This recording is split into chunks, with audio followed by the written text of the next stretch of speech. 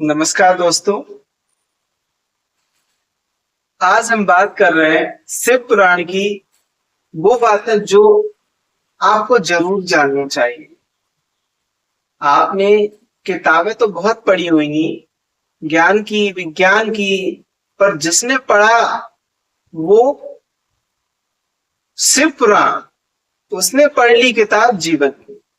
अगर आपने शिव पुराण पढ़ लिया तो समझ लिया आपने पूरी जीवन की किताब पढ़ ली। आप सब कुछ उससे समझ गए। तो साथियों, आज बात एक ऐसे ग्रंथ की है जो कि धर्म ग्रंथ नहीं, जीवन जीने की एक पूरी पाठशाला है।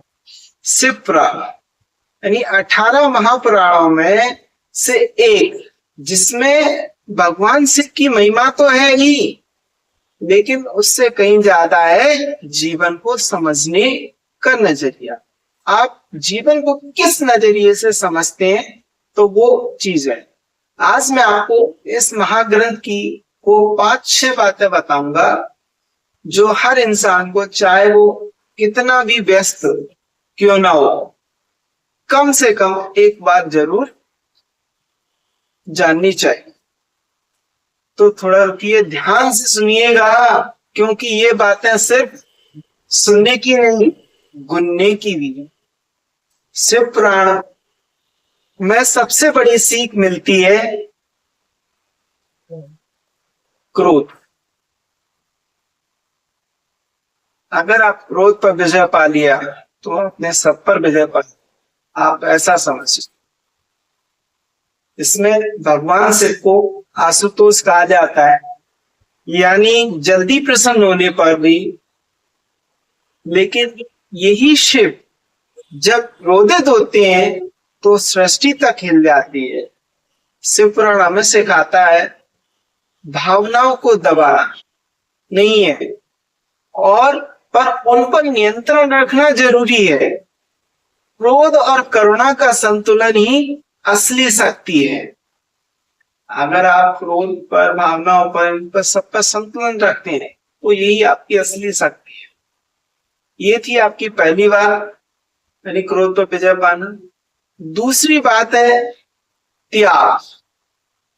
शिव जी के पास न महल है, न सिंहासन है, शमशान में वास, शरीर पर भस्म, गले में सर, और फिर भी वो देवों के देव महादेव कहलाते हैं। शिव पुराण यही सिखाता है असली ऐश्वर्य बाहरी वैभव से नहीं, भीतर की तृप्ति में है। जिसके पास कुछ नहीं वही सबसे संतुष्ट हो सकता है, बशर्ते उसका मन शांत हो। आपको क्या चाहिए? अपने मन को शांत करके अपने बस में करके चलिएगा। तीसरी बात जो अक्सर लोग नहीं जानते हैं, अब मैं आपको तीसरी बात बता रहा हूं। शिव पुराण में शिव पार्वती का दाम्पत्य जीवन एक आदर्श के रूप में दिखाया गया है।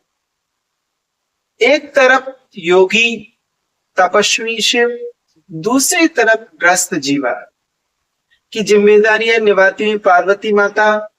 ये दिखाता है कि साधना और गृहस्थी दोनों साथ चल सकते हैं, बस समर्पण और समझ होनी चाहिए। इसमें क्या साधना और समझ, समर्पण सबसे जरूरी है। ये थी आपकी तीसरी बात। अब हम बात करते हैं चौथी बात। चौथी बात यानी शिव पुराण में साफ कहा गया है भगवान शिव की भक्ति में न जाति का बंधन है, न वर्ग का बंधन है, न कोई पद का बंधन है। चाहे वो देवता हो, चाहे राक्षस हो, वनवासी हो, या साधारण गृहस्थ हो, जिसने भी सच्चे मन से शिव को पुकारा, शिव ने उसे अपनाया। ये संदेश आज के समय में भी उतना ही प्रासंगिक है। भक्ति और सच्चाई के में कोई भेद नहीं होता है, ये आपको ध्यान रखना। और पांचवी सबसे गहरी बात है, शिव को संहारक कहा जाता है, लेकिन शिव पुराण हमें सिखाता है कि विनाश अंत नहीं, नई शुरुआत की नींव है। जो पुराना है, जर्जर है, बेकार हो चुका है, उसका जाना जरूरी है, तभी नए का सृजन होता है। जीवन में भी जब कुछ टूटता है, बिखरता है, तो समझिए वहां से कुछ नया बनने की तैयारी हो रही है आपके।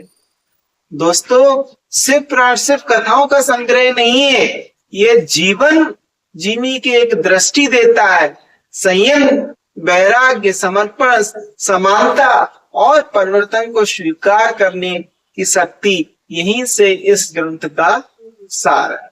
बस इस ग्रंथ का सार क्या, यही इस ग्रंथ का सार है। तो अंत में बस मैं इतना ही कहूंगा, जो पढ़े शिव पुराण को ध्यान से समझ ले, जीवन का हर राज क्रोध, त्याग, समर्पण में छिपा है। हर सवाल का जवाब आज। भोले की कथा में बस इतना ही तो सार है। जो थामे मन को शांत, वही सच्चा साधक, वही तो हकदार है। अगर ये बातें आपको दिल को छू गई हो तो वीडियो को लाइक कीजिए, चैनल को सब्सक्राइब कीजिए और कमेंट में लिखिए हर हर महादेव।